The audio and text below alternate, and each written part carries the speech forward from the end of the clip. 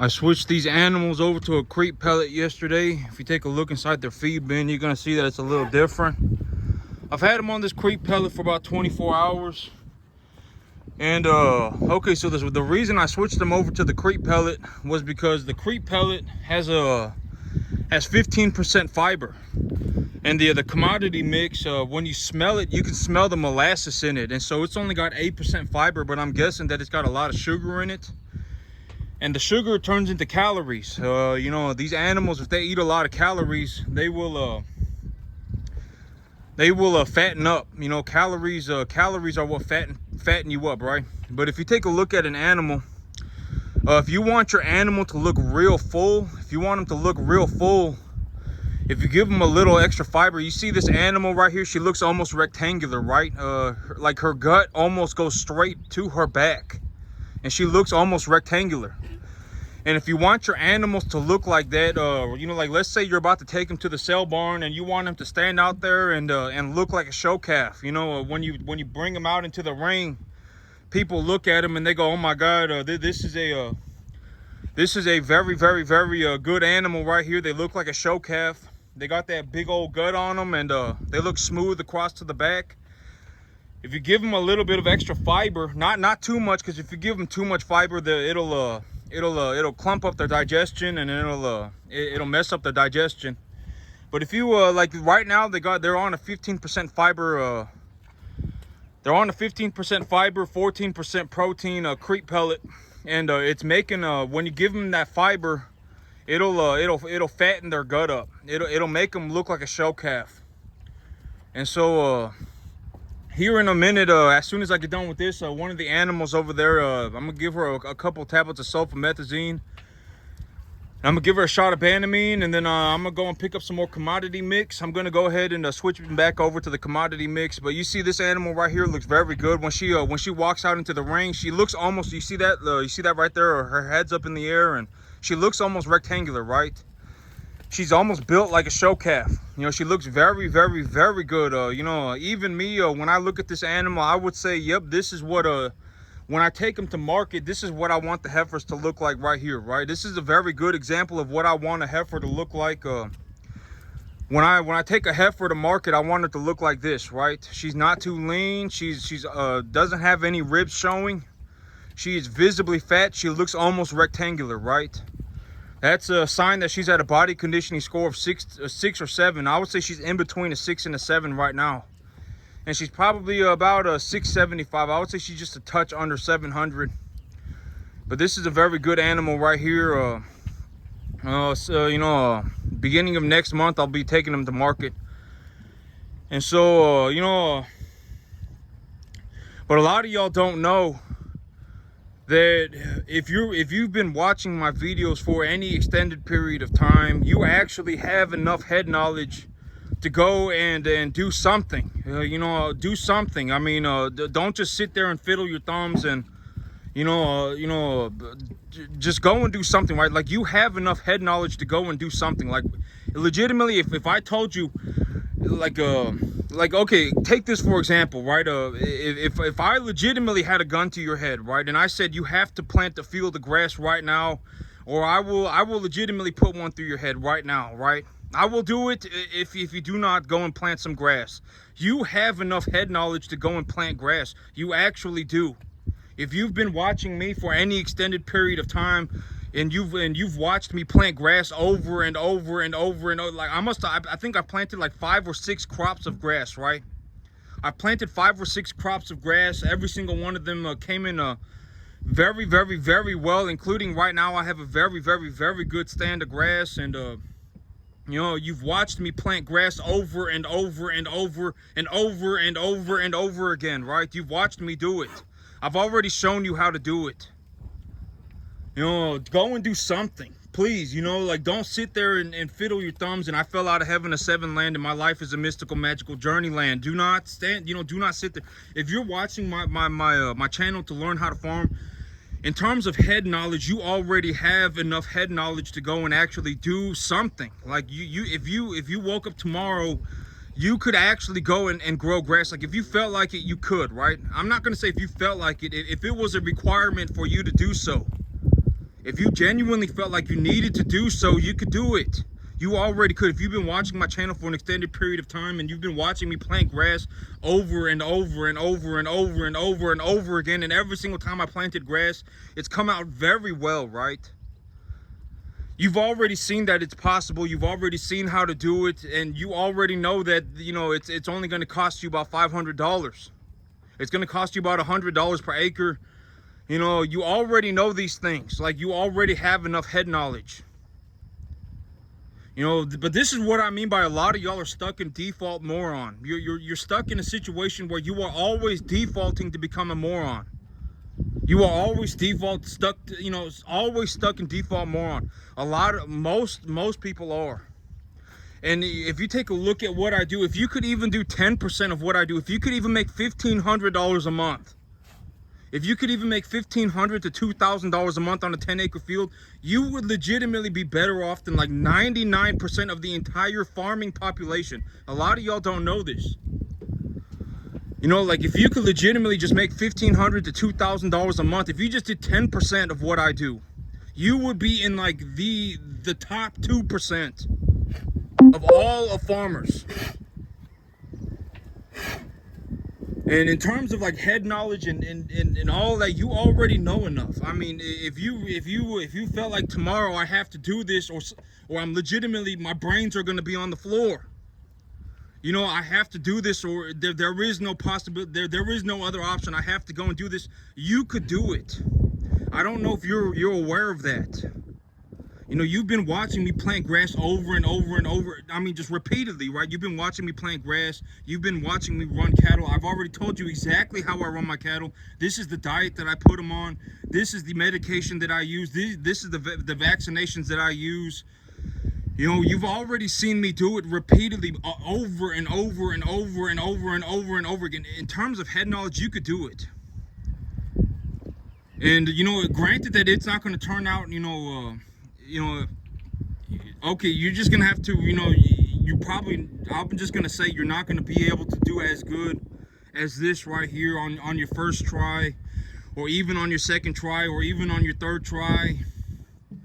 But by about your 10th try, you should be able to do about 98% of this.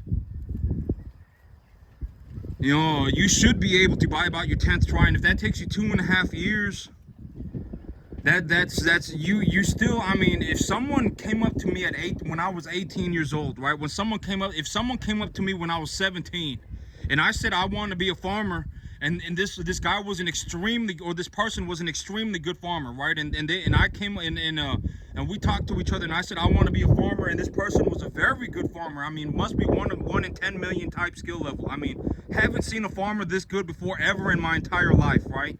And this person honestly came up to me and took a look at me, and I told him, hey man, I want to become a farmer. And I was 17 years old. If he looked at me straight in the face and told me, you can go and buy a 20-acre field right now for $1,000 a month, you could do it. You know, you could do it, and I have, and I can legitimately, and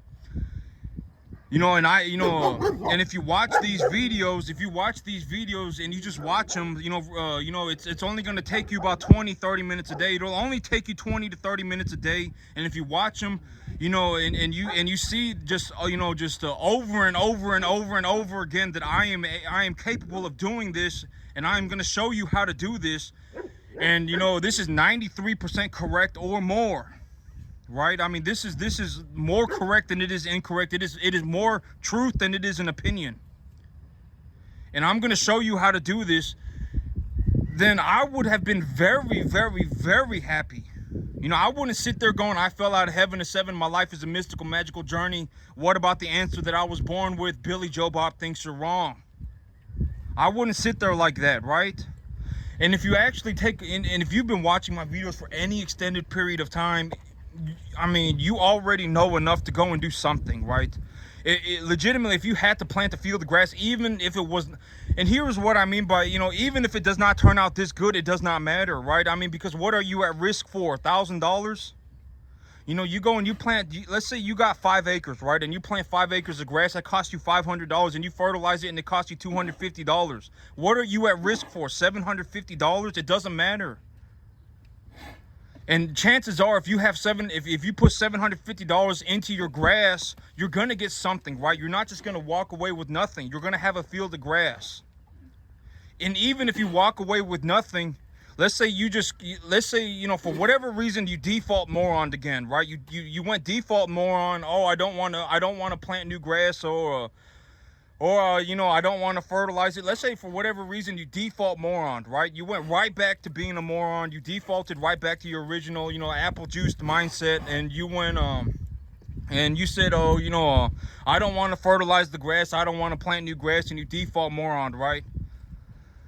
Well, I mean, you know, you know, if you go and you plant 5 acres of grass, it'll cost you like, and you fertilized it and everything, it'll cost you like $750. It will cost you like $700. And if you lose, and you know, if you plant a field of grass and you do things somewhat correctly, right? And you do things somewhat correctly, you will be able to get something out of that $750 that is considered valuable.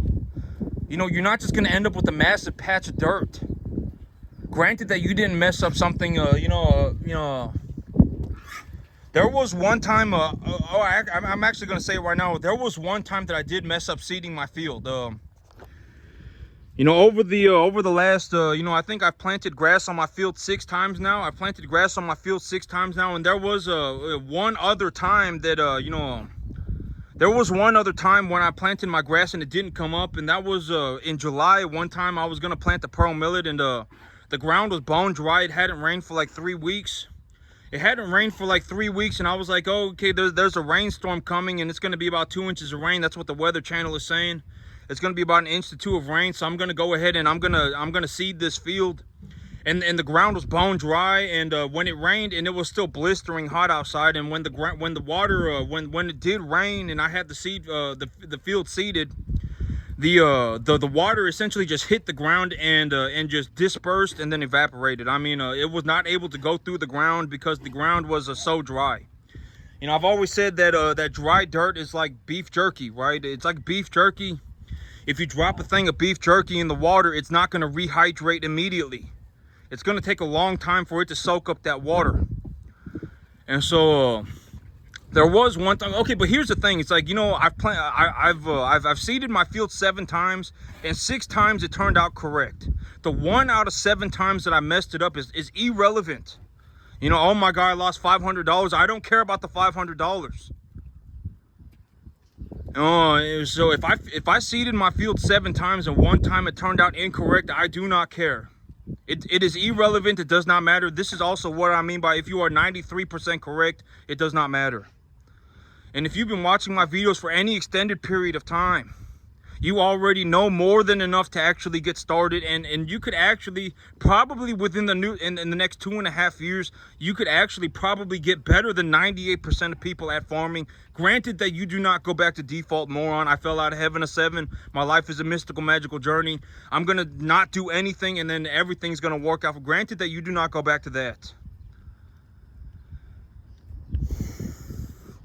But here within the, you know, I'm going to work on bringing my animals, I'm going to work on bringing my animal count up to 60. Because if you look at my field right now, you see all this. This is what 45 animals look like.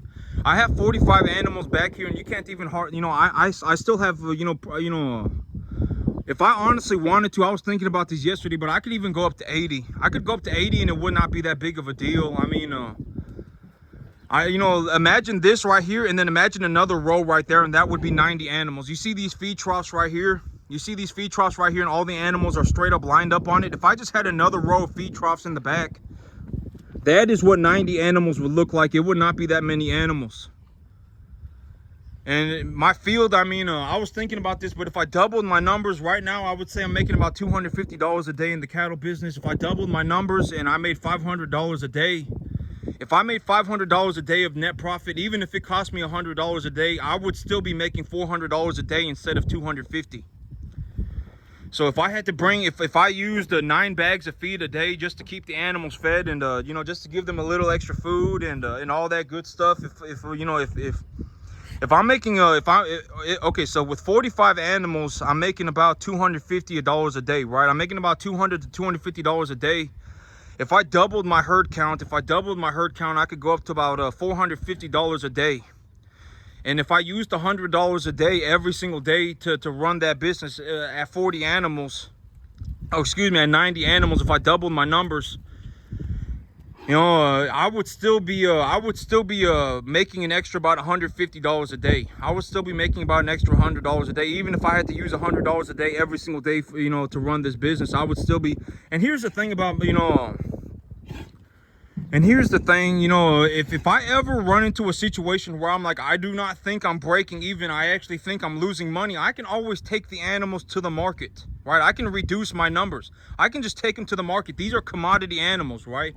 I've said this is what your beef looks like. A lot of people don't know, but when you go to the grocery store and you buy beef, you're buying one of these animals. You're buying a part of one of these animals. And so, as long as people are eating beef, there will be a market for commodity beef animals. And so if I ever run into a situation where it's like I don't, I think I'm not making money, I think I'm losing money, I'll just sell some of my animals. It's not the end of the world. I'll sell my biggest animals and keep my smallest ones. And I'll still, and then I'll be making money again. And so, I was like, this is what 45 animals looks like. You can't hardly even, if I just had another row of feed troughs in the back right there, if I just brought in 4 more feed troughs, or I got 4 feed troughs sitting around on my farm. I got one over there, I got another one over there, and I got another one in the front. If I just moved them back here, and I had 2 rows of feed troughs instead of 1 row of feed troughs, now I got enough feed space to feed 90 animals, right? And I can get to a point where I'm making about $450 a day. And and it's not just and also, but that also gives me an opportunity to buy more animals and reduce my income tax burdens. Because if I make a whole bunch of money, I've already said this repeatedly too, if I make a whole bunch of money and I don't invest any of it back into my business, I'm just going to be stuck in a situation where I just owe the government a bunch of income taxes, right? And so I could go to 90, I could go to 90 animals, and $450 a day would be nice. If I could make myself $500 a day of net profit, that would be very nice. But granted that it's going to cost me about $100 a day is what I would anticipate. But even if I could bring home $400 a day, that would be very nice. Right now I'm bringing home about $200, $250. If I could raise that to $400, that would be very nice. That would be very good. I could do a lot with extra money. If you put more money in my pocket, that's the thing about me. A lot of people, if you give them $400, and they're not going to go and run a cattle business, right? They're not going to be like, oh my God, I got $400. I got $500. You know what I should do with this $500? I should go and plant enough grass to feed 100 animals. That is what I should go do. They're not going to do that. And this is also what I mean by, if you put me in a room with 1,000 other people, with 999 other people, and everyone said that we wanted to be a farmer, everyone showed up and said, oh, I want to be a farmer, almost like 9,800 of them would vanish the moment you gave them the money. If you gave them $1,000 and you said, if you want to run a 10-acre farm and you want to make $250,000 a year, it's going to cost you $1,000 a month. It's going to cost you $1,000 a month. Before that $1,000 a month, you can go and make about $250,000 a year, and you can bring home about a 6-figure. At the end of the day, your take-home pay is going to be about $100,000. And you gave them the $1,000 a month. Most 9,800 people would vanish like a fart in the wind. They would be gone. You would never see them again. They would go and do something else. Oh my God, I'm going to go to the restaurant. Oh, I'm going to go and buy myself a new car. Oh, I'm going to go and whatever. They're not going to be farming. But I've already said that that in my belief system, the best thing to do with money is to put it in things that are going to make you money. Like if you get $1,000 and you have the capacity, and you are like if you gave me $1,000, I could turn that into if you gave me $1,000 a month, if you gave me 12 grand a year, I could turn that into $100 grand in 1 year, zero problems, right? It's not going to be very difficult, right? I mean, if I can turn $1,000 a month into $100 grand in 1 year, $1,000 a month into $100 grand in 1 year, I could do that, very, very, very easily. Not very easily. I mean, I'm gonna have to be working balls to the wall, but I mean, it's very possible, right? It is very possible. You are gonna have to leverage it, and Well, I would think, well, I don't know. If I were going to do what I do, I would leverage it for the assets, right? I always say leverage it for the assets and then appreciate the value of the assets to a degree that the appreciation value of the assets is more than what you put into it, right? Like if I bring home if I bring home a feeder animal, if I bring home a number 1 to 1.5 type medium large frame animal and I put a pound on it, and that putting that pound on the animal cost me 50 cents. If it cost me 50 cents, but I make $2 on that pound, then I made $1.50 net profit, right? Appreciate the value of the asset more than it costs you to appreciate it. Or, and so, if you gave me $1,000 a month, I could turn that into 100 grand in 1 year, no problem. I mean, not no problem. I'm gonna be working balls to the wall, but I could do it. I could do it, and I could do it. I would get started on that immediately tomorrow. That's essentially what I'm doing right now. I'm investing about 75 grand, or excuse me, not 75 grand. Well, I'm investing more than 75 grand a year, but most of that is not a vast majority of the money. In terms of how much money do I pull out of my pocket to invest into my business, and not the bank's money, because a majority of this is the bank's money, and I pull about $750 a month out of my pocket every month. That's about how much money is out of my pocket every single month, and the rest of the money is the bank's money. And for that $750 a month that I'm investing into my business, I make about $15,000-$20,000 a month. And so, but that $15,000-$20,000, it's not net profit. The net profit. The net profit is a little bit less than half, and so if I bring home $15,000 check, I really only keep about 7. If I bring home a $20,000 check, I really only keep about 9. But still, turning $750 a month into $7,000 a month is very good. I'm almost tenfolding my money. Granted that I do not lose the bank's money, because if I lose the bank's money, then it's game over. If I lose the bank's money, it now becomes my money, and now I have to pay the bank back with my money, and so. But a lot of you are completely unaware that by about this time, the only thing stopping you is you. You do not understand, maybe if I make that very apparent to you, if you've been watching my videos for a very, very, any period of time, you already have enough head knowledge to go and plant grass, or, if you wanted to run 10 cattle, you could run 10 cattle, and, you already have enough head knowledge to go and do this, right? And the reason but this more or less is, when you look at my farm, this is not something that I came up with on my own. I've said this repeatedly too. The people on the very top end of the cattle industry are doing the same exact thing as me, more or less, 2% more or less. I mean, if you go in and you talk to a very, very, very high-end dairy operator, or a very, very, very high-end feedlot guy, and you ask them what medication they use, they'll straight up tell you, this is the antibiotics that I use, these are the vaccinations that I use, this is the TDN that I use, I purchase my commodities at this price, I purchase my animals at this price, I gauge it with the feeder cattle market at this price, and they'll more or less, we will be saying the exact same thing. You don't want to be saying the things that Billy Joe Bob is saying. If you and Billy Joe Bob are saying the same thing, you and Billy Joe Bob are both screwed. You want to go to the very, very, very best. Find the best people. Find the best, and then do what they're doing. Do not go and do what Billy Joe Bob is doing. You and Billy Joe Bob do not know what you're doing. If you went and you talked to a very, very, very good feedlot guy, a guy running like a $1 billion feed yard, and you talk to a very good feedlot guy, do not go and talk to a pathetic feedlot guy, right? If you go and talk to a pathetic feedlot guy, he's going to more or less be the same as Billy Joe Bob. But if you go and you talk to a guy with a $1 billion feed yard, and you ask him, you ask him about his business, and you want him to get him, and you start asking him very specific questions. What antibiotics do you use? He will straight up tell you. What vaccinations do you use? He will straight up tell you. How do you tell? How do you calculate how much you're going to pay per animal? He'll straight up tell you. More or less everybody is 2%, more or less everybody's doing the exact same thing on the very top end. This is not something that I came up with on my own. I'm gonna go take a look at this animal. I gotta take a look at her, and gotta get her some medication. That's it for me today, YouTube. Y'all have a good one.